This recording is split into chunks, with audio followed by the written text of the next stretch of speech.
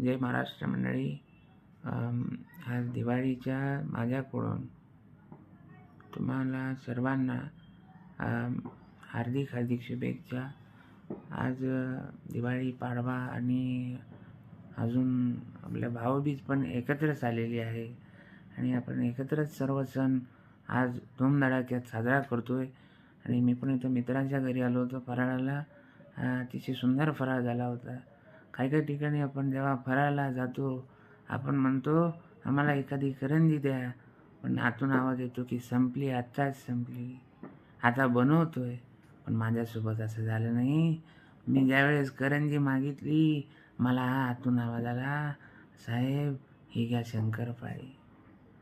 मी करंजी मागितली, मला शंकरपाळी मिळाली. एवढं माझ्यावरती प्रेम हे जनतेनं केलेलं आहे. मी फक्त एवढं